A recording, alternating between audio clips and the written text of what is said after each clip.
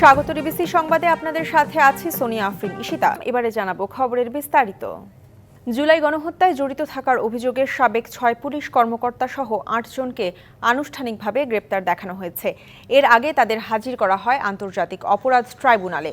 সাবেক পুলিশ প্রধান চৌধুরী আবদুল্লাহ আল মামুন ও অবসরপ্রাপ্ত মেজর জেনারেল জিয়াউল আহসান রয়েছেন এই তালিকায়। বিস্তারিত জানাতে আমরা ট্রাইব্যুনাল থেকে সরাসরি আমাদের সাথে যুক্ত হচ্ছেন সহকর্মী দাউদ খান। দাউদ, আপনার কাছে জানতে চাই, এই বিষয়ে সর্বশেষ কি তথ্য আছে আপনার কাছে জানাবেন।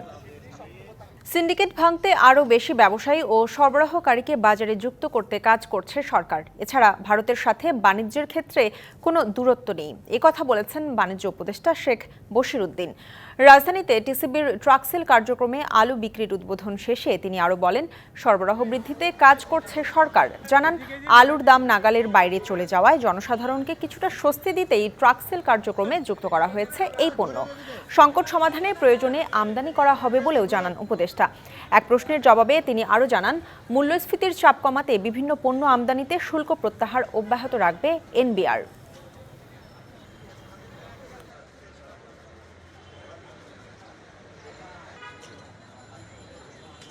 যখন জানেন, যখন জোয়ার ভাটা, এই দুইটা জিনিসই একটা সময়ের পরিক্রমায় ঘটে। সো এই সময় পরিক্রমাটার জন্য আমরা আশা করি যে ধরনের মূল্যস্ফীতি ঘটেছে বাজারে, আলুর ক্ষেত্রে দুঃখজনকভাবে অনেক মূল্যস্ফীতি ঘটেছে। সো এটা নিয়ন্ত্রণে আনার জন্য কিছু তাৎক্ষণিক পদক্ষেপ এবং কিছু দীর্ঘমেয়াদী পদক্ষেপ আমরা নিচ্ছি এবং ইনশাল্লাহ আপনারা এর ফল পাবেন।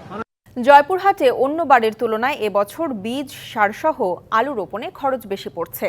আমন ধানে কাঙ্ক্ষিত দাম না পাওয়ায় হতাশা নিয়েই আলু রোপণ করছেন চাষিরা। তাদের অভিযোগ, নির্ধারিতের চেয়ে বেশি দামে বীজ ও সার কিনতে বাধ্য হচ্ছেন তারা, দেয়া হচ্ছে না রসিদও। অভিযোগ খতিয়ে দেখে ব্যবস্থা নেওয়ার আশ্বাস কৃষি বিভাগের। আলু উৎপাদনে দেশের অন্যতম জেলা জয়পুরহাটে শুরু হয়েছে বীজ রোপণ মৌসুম। চাষের জন্য জমি প্রস্তুত করা সহ আলু বীজ রোপণে ব্যস্ত সময় পার করছেন চাষিরা। তবে গেলবারের তুলনায় এবছর বিঘা প্রতি আলু রোপণে ৮ থেকে ১০ হাজার টাকা বাড়তি খরচে হতাশ কৃষকরা।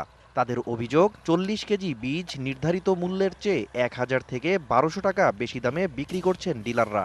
ডিলাররা বিভিন্ন কারসাজের মাধ্যমে প্রতি বস্তা আলুর দাম নেয় ৪,০০০ থেকে ৪২০০ টাকা। এতে আমাদের উৎপাদন খরচ বেড়ে যায়, আমাদের খরচটা বেশি হয়ে যাচ্ছে এবং আলুটা উৎপাদন করার পর বিক্রি করবে গেলে আমরা সেই রকম ভাবে কৃষকরা দাম পাচ্ছি না। এছাড়া সার কিনতে হচ্ছে সরকারি মূল্যের চেয়ে ৪০০ থেকে ৫০০ টাকা বেশি দিয়ে। বেশি দামে কিনলেও দেয়া হচ্ছে না রসিদ। সরকারের দাম নির্ধারণের চাইতে কেউ বেশি নেয় এবং আমাদেরকে কোনো মেমো দেয় না। ১,০৫০ টাকা মূল্য ডিএপি, এমওপিরও ১,০৫০ টাকা, কিন্তু কিনতে গেলে বস্তা ভর্তি ৩০০-৩৫০ টাকা বেশি লাগে। তবে অভিযোগ অস্বীকার করছেন সার ও আলু বীজের ডিলাররা। জয়পুরহাটে বিডিসির আলু যেভাবে চাহিদা সে অনুযায়ী পাচ্ছি না এবং সরকারের নির্ধারিত মূল্যে আমরা বীজ বিক্রয় করতেছি। কৃষক যে অভিযোগ করেছে সেটা ভিত্তিহীন। জয়পুরহাটে সারের কোনো সংকট নেই, কৃষকরা যে অতিরিক্ত মূল্য নেওয়ার অভিযোগ করছে এটা আদতে সত্য নয়। রোপণে খরচ বেশি হচ্ছে স্বীকার করে সার ও বীজ নিয়ে অভিযোগ পেলে ব্যবস্থা নেওয়ার আশ্বাস কৃষি বিভাগের। মোবাইল কোর্ট পরিচালনা করার মাধ্যমে বিভিন্ন ব্যবসায়ীকে শাস্তির আওতায় নিয়ে এসেছি। আমরা আশা করতেছি যে নির্দিষ্ট সময়ের মধ্যেই আমাদের লক্ষ্যমাত্রা অনুযায়ী আলু আবাদ করা সম্ভব হবে। জেলায় এবার ৪০,০০০ হেক্টর জমিতে আলু রোপণের লক্ষ্যমাত্রা ধরা হয়েছে। DBC news desk. চট্টগ্রামের সিআরবিতে যৌথ বাহিনীর অভিযানে বেশ কিছু দেশীয় অস্ত্র, মদের বোতল, নগদ টাকাসহ ৫ জনকে আটক করা হয়। সকাল ৬টা থেকে রেলওয়ে নিয়ন্ত্রণাধীন সিআরবি এলাকায় প্রায় ৫০০ ঘরবাড়িতে অভিযান চালানো হয়। অভিযানে সেনাবাহিনী, বিজিবি ও পুলিশ সদস্যরা অংশ নেন। ওই এলাকার চিহ্নিত অপরাধী হাতকাটা ইদু অবস্থান করছে এমন সংবাদ অভিযান চালানো হয়, কিন্তু তাকে পাওয়া যায়নি। তবে তার বোন ইরনিকে আটক করা হয়েছে। তার বিরুদ্ধেও চুরি, ছিনতাই ও মাদকের অন্তত ১৬টি মামলা রয়েছে। এই এলাকায় মাদকের ব্যবসা, কিশোর গ্যাং এর উৎপাত ও অপরাধীদের আত্মগোপনের নিরাপদ স্থান বলে অভিযোগ রয়েছে।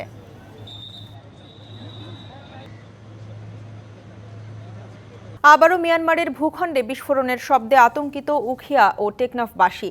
অনেকদিন বন্ধ থাকলেও মঙ্গলবার থেকে বুধবার রাত পর্যন্ত মিয়ানমারে বিমান হামলা ও মর্টার শেল নিক্ষেপের শব্দে উখিয়া টেকনাফের সীমান্ত এলাকাবাসী উদ্বিগ্ন।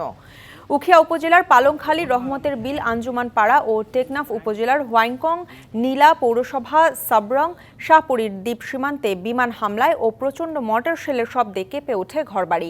টেকনাফ মডেল থানার ভারপ্রাপ্ত কর্মকর্তা মোহাম্মদ গিয়াস উদ্দিন জানিয়েছেন, যুদ্ধের কারণে টেকনাফ সীমান্তে মাঝে মধ্যে গুলি এসে পড়ে এবং শব্দের জন্য লোকজন আতঙ্কে থাকে। নিজেদের সতর্ক থাকার জন্য পুলিশের পক্ষ থেকে সচেতন করা হয়েছে। ডেঙ্গু জ্বর থেকে সচেতন থাকতে ধানমন্ডি থানা যুবদল কার্যক্রম চালিয়েছে। সকালে ধানমন্ডিতে সাধারণ মানুষের মাঝে মশারি ও মশা নিরোধক ক্রিম বিতরণ, স্বেচ্ছায় রক্তদান কর্মসূচি ও ফ্রি মেডিকেল ক্যাম্পিং এর আয়োজন করেছে ঢাকা মহানগর দক্ষিণ যুবদলের ধানমন্ডি থানা ইউনিট। এ সময় বিএনপির আন্তর্জাতিক বিষয়ক সম্পাদক ব্যারিস্টার নাসির উদ্দিন আহমেদ অসীম ডেঙ্গু থেকে রক্ষা পেতে সবাইকে সতর্ক থাকার আহ্বান জানান।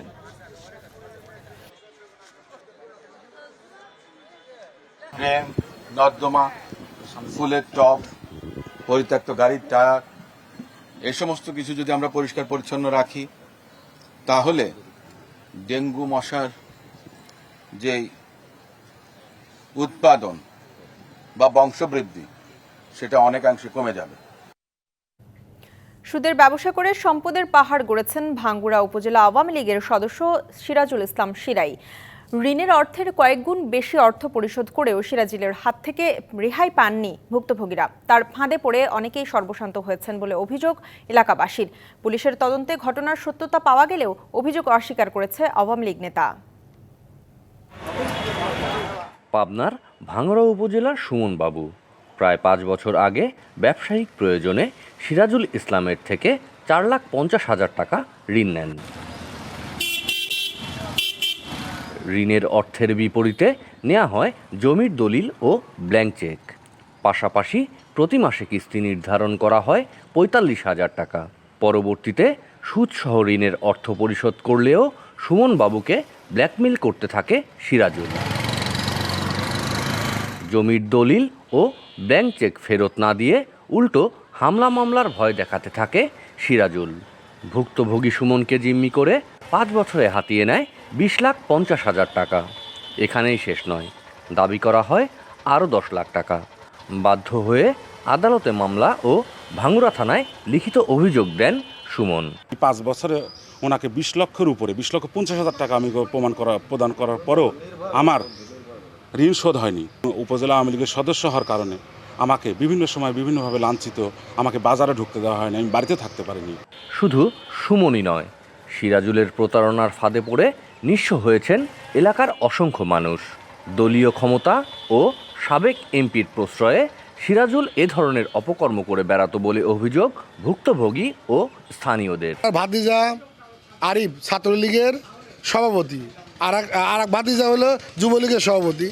তো এদের ছত্রছায় উনি ওপেন দিনের বেলা অস্ত্র নিয়ে ঘোরাফেরা করতেন। আরেকটা ছেলে আছে রিপন, তার ওয়ার্কশপ আছে ওই পাশে। উনি মনে হয় 2 লক্ষ টাকার মতো নিয়েছিল, তাকে একই প্যাচে ফেলায় তার ব্যবসা বাণিজ্য সব নষ্ট করে দিছে। তবে সুদের ব্যবসায় সম্পৃক্ততা নেই দাবি করে অভিযোগ অস্বীকার করেছেন সিরাজুল। এগুলো সম্পূর্ণ দাদা মিথ্যে কথা, এগুলো সম্পূর্ণ মিথ্যে কথা। আমার সাথে ব্যবসা কাজ করেছে, কাজ কন্ট্রাক্ট লিখছিল, কন্ট্রাক্টে নিয়ে করে টাকা দিচ্ছে। এগুলো সম্পূর্ণ এখন টাকা না দেওয়ার এগুলো বাংলা নাই করতেছে। তবে পুলিশ জানিয়েছে অভিযোগের সত্যতা পাওয়ায় সিরাজুলের বিরুদ্ধে আদালতে প্রতিবেদন জমা দেওয়া হয়েছে। সুদের ব্যবসা করে সেই ব্যাপারে সত্যতা পাওয়া যায় না। আমরা কোর্টে অলরেডি রিপোর্টও দিয়েছি যে সে যে সুদের ব্যবসা করে বা টাকার কারবারি করে, আমরা সেই বিষয়ে আমরা বিজ্ঞ আদালতে প্রতিবেদন প্রেরণ করেছি। প্রতারক সিরাজুলকে আইনের আওতায় এনে দৃষ্টান্তমূলক শাস্তির দাবি এলাকাবাসীর। Partha Hasan, DBC news, Pabna. বৈধ পথে আমদানির পাশাপাশি প্রতিদিন অবৈধ পথে কয়লা আসছে সুনামগঞ্জের তাহিরপুর সীমান্ত দিয়ে। দরিদ্রদের ব্যবহার করে ভারতের মেঘালয় থেকে কয়লা আনে কিছু অবৈধ ব্যবসায়ী। এতে সমস্যায় পড়েছেন বৈধ কয়লা আমদানিকারকরা। ফলে রাজস্ব হারানোর শঙ্কা বাড়ছে। এদিকে সীমান্তে চোরাকারবারি বন্ধ করতে দরিদ্রদের জন্য বিকল্প কর্মসংস্থানের উদ্যোগ নিয়েছে বিজিবি। এটি ভারতের মেঘালয়ের একটি সুড়ঙ্গ। এই সুড়ঙ্গ দিয়ে বাংলাদেশ থেকে ভারতের মেঘালয়ে যাওয়ার পর পাড়ি দিতে হয় কয়েক কিলোমিটারের খাড়া পথ। এরপর ঝুঁকিপূর্ণ সুড়ঙ্গ দিয়ে বস্তা ভরে কয়লা এনে স্তূপ করা হয়।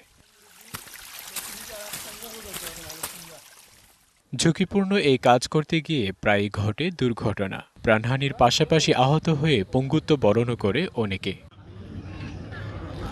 দ্বিতীয় ধাপে এখান থেকে কয়লা পৌঁছে দেওয়া হয় ব্যবসায়ীদের কাছে। কয়লা চোরাকারবারিদের কারণে ক্ষতিগ্রস্ত হচ্ছে বৈধ ব্যবসায়ীরা, আর রাজস্ব হারাচ্ছে সরকার। আমাদের বিজিবিরা জাল দিতেছে, এই পল দিতেছে, এগুলি দিয়ে যদি আমরা এখন চেষ্টা করব যে নদীতে মাছ ধরবো। স্থানীয় দরিদ্র জনগোষ্ঠীকে ব্যবহার করে মেঘালয় থেকে কয়লা আমদানি করে কিছু ব্যবসায়ী। চোরাকারবারি বন্ধ করতে বিকল্প কর্মসংস্থানের উদ্যোগ নিয়েছে বিজিবি। এই তো আগে গেছি, মাঝে মাঝে চলছি, এখন মাছ ধরবো ধরে চলবো। আমরা এখন আর পাহাড় যাওয়া লাগবো না, এই হাওয়ারের মধ্যে মাছ মারা মা বাপ বাচ্চারা চলে যায়, খুব সুখে শান্তি চলতে পারবো। তাদেরকে কিছু অসাধু লোক অবৈধভাবে নারী ও শিশু পাচার ঘটায়, বালু পাথর চুরি, কয়লা এগুলো চুরি ঘটায়। তো এটি অত্যন্ত সুন্দর উদ্যোগ যে পেশা পরিবর্তন এখন সময়ের দাবি। চোরাচালান বন্ধে সীমান্তে বাড়ানো হচ্ছে নজরদারি। চোরাকারবারির তালিকা করে নেওয়া হচ্ছে ব্যবস্থা। অত্র এলাকায় গোয়েন্দা তৎপরতা বৃদ্ধি, নজরদারি বৃদ্ধি সহ আমাদের কিন্তু টহল তৎপরতা অনেকাংশে বৃদ্ধি হয়েছে। এই এলাকার মানুষ এই অবৈধ কাজে জড়িত না হয়ে অবৈধভাবে ভারতে অনুপ্রবেশ করে কয়লা না নিয়ে এসে যে উপকরণ, মাছ ধরার উপকরণ, এগুলো দিয়ে তারা যেন তাদের জীবিকা নির্ভর করতে পারে। চোরাচালান বন্ধে জনপ্রতিনিধির পাশাপাশি নাগরিকদের সোচ্চার হওয়ার আহ্বান। DBC news desk. অবিরাম ঝরা কুয়াশা আর উত্তরের হিমেল হাওয়া জানান দিচ্ছে প্রকৃতিতে শীতের উপস্থিতি। ভোরের প্রকৃতিতে হাত বাড়ালেই হিমশীতল ভাব। ক্ষেতের ধান আর সবজির পাতায় ভোরের মুক্তার মতো শিশির বিন্দু তৃপ্ত করছে প্রকৃতিপ্রেমীদের। আর মাঠে মাঠে ফসলের ঘ্রাণে আপ্লুত কিষানি। শীতকাল কবে আসবে সুপর্ণা?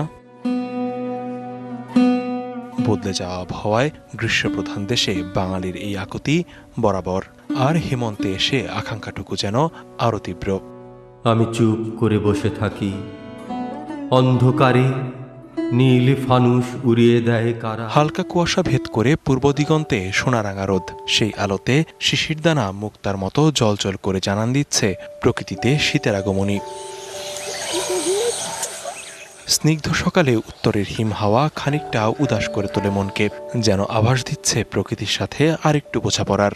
ঘাসের মধ্যে ধানের শিশির উপরে মুক্ত দানার মতো যেন শিশির ঝুলে থাকে, দেখতে অপরূপ সুন্দর। কারো যদি অবসর থাকে বা দেখার ইচ্ছা থাকে বাংলাকে, এই সময়টাই উত্তম সময়। হালকা শীতেই নানা রস নিয়ে হাজির বসুধা। কাকডাকা ভোরে রস নিয়ে বাড়ি বাড়ি হাজির হয় গাছিরা। এই শীতের সময় ভালো রসের চাহিদা, অনেকে হয়তো আসে, মনে করেন যে পিঠা খাওয়ার জন্য নিয়ে যায়, পায়েস খাওয়ার জন্য নিয়ে যায়। আর কুয়াশা মাখা প্রকৃতি আর মাঠে মাঠে ফসলের ঘ্রাণে কিষানের চোখে মুখে আনন্দের ঝিলিক। শীতের দিনের জন্য, কাজের জন্য ভালো, আরামের দিন। ধানের উপরে কুয়াশা দিয়ে ভরি থাকে, অনেক সৌন্দর্য দেখা যায়।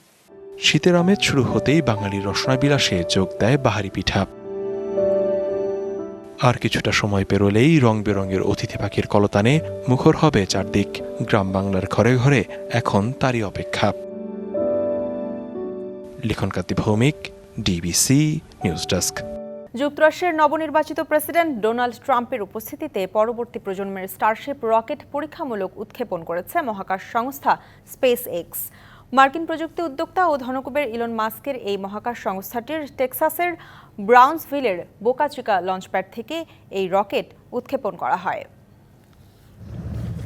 রাজনৈতিক ঘনিষ্ঠ বন্ধু ইলন মাস্কের আমন্ত্রণে মহাকাশ সংস্থা স্পেস এক্সের রকেট উৎক্ষেপণ দেখতে টেক্সাসের উদ্দেশ্যে ফ্লোরিডা ছাড়েন ডোনাল্ড ট্রাম্প।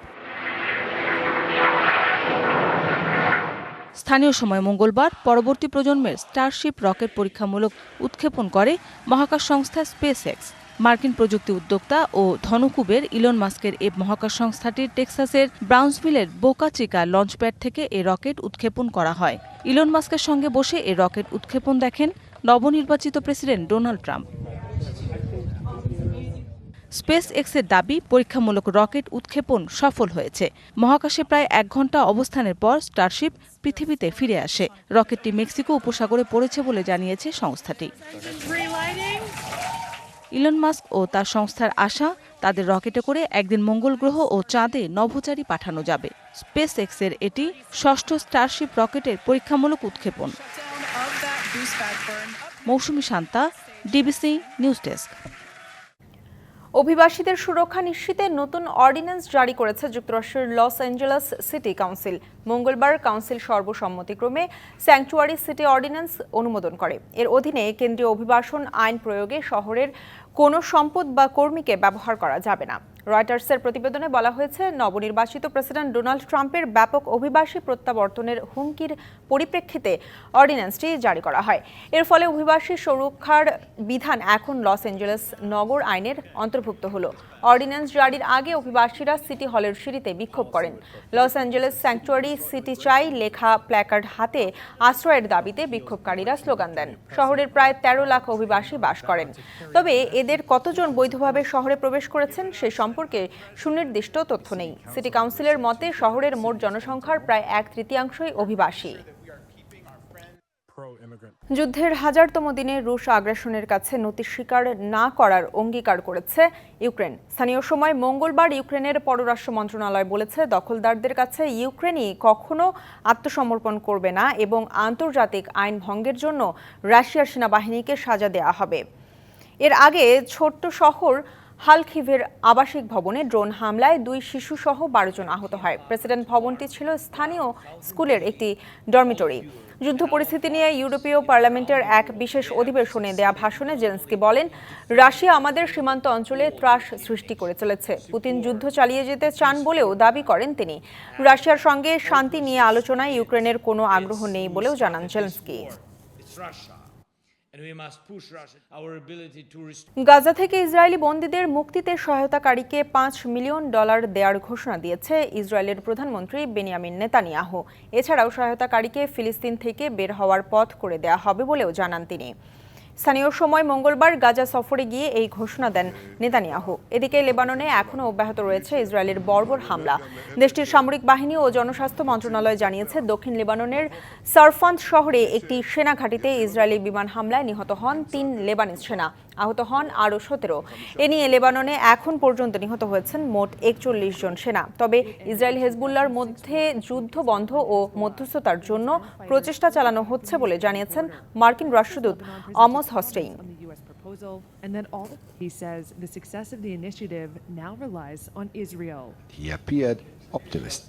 সংবাদ এই ছিল এখনকার মতো। ডিবিসি নিউজের সংবাদগুলো পড়তে ভিজিট করুন dbcnews.tv আর ভিজিট করুন ডিবিসি নিউজের ফেসবুক পেজ এবং ইউটিউব চ্যানেল। ডিবিসির সঙ্গেই থাকুন।